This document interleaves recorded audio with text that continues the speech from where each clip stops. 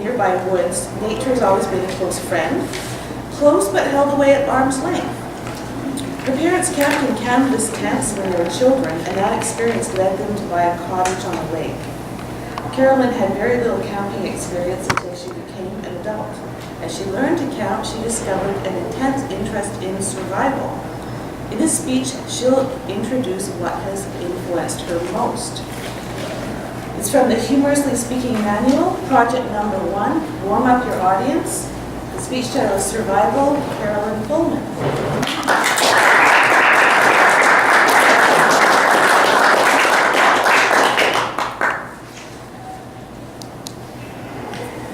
As you know, my kids are always phoning me for car rides.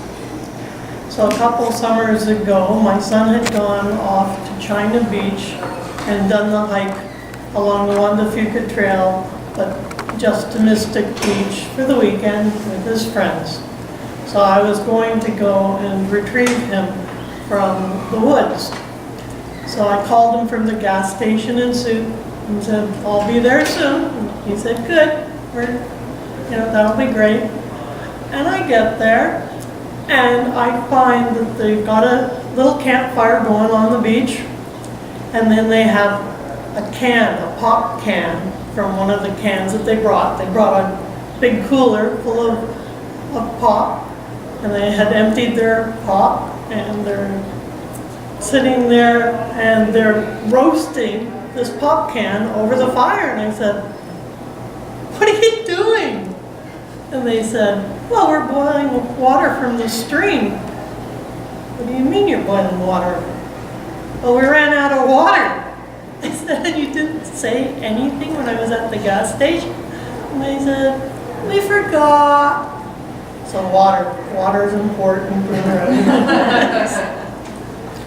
So, Madam Toastmaster, fellow communicators, I'm going to talk about my interest in survival, which I've had for a long time.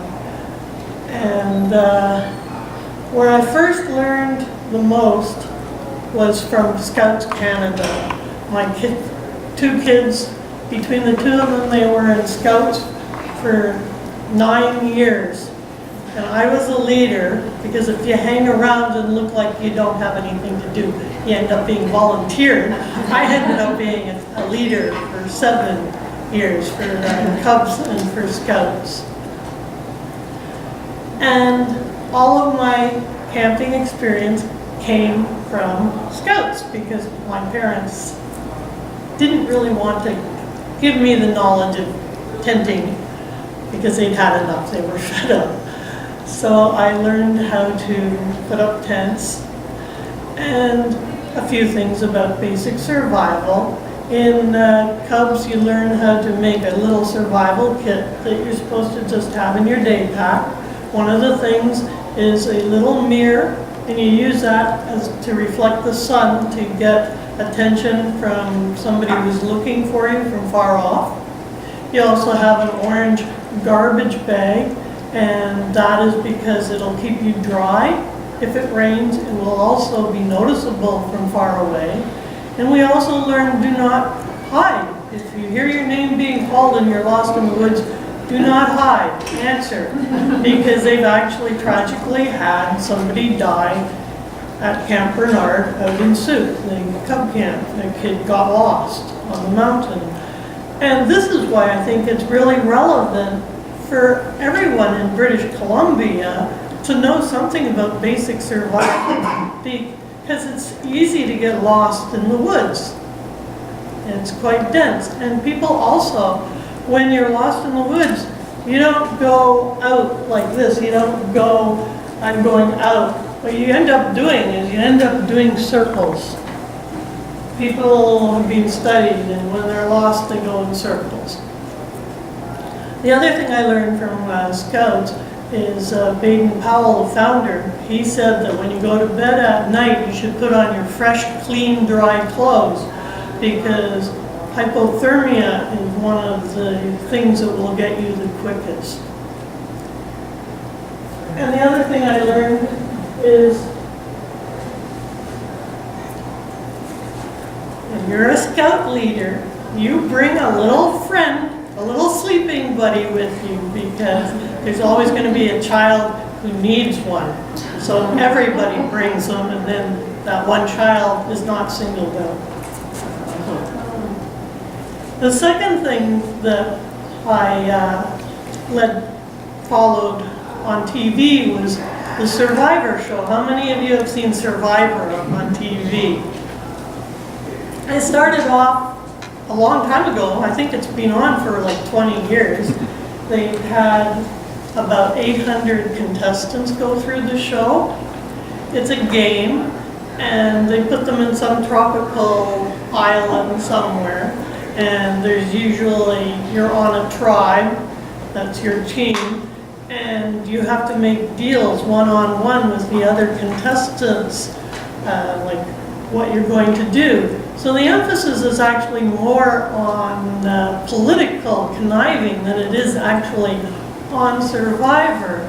They wear their little bandanas that say Survivor, and there's like the orange team versus the blue team, and they eat a lot of rice. Rice is not the most nutritious meal in the world. And in the beginning ones, they'd have them eating, they have these little challenges. In the early years, I think I stopped watching when they started making them eat bugs and stuff like that. And usually there's one person doing all the work, like all the fishing, all the building the shelters, and the rest are all just, talking amongst themselves. And that brings me to the third one.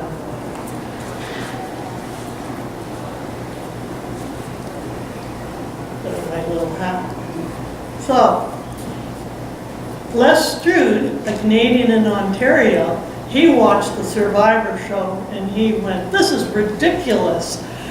This is not the way Survivor should be." And so he created Survivor Man, and it's the only TV program that was produced, directed, written, and acted in by one person. So he would carry 50 pounds worth of camera gear out into the woods with him to take pictures.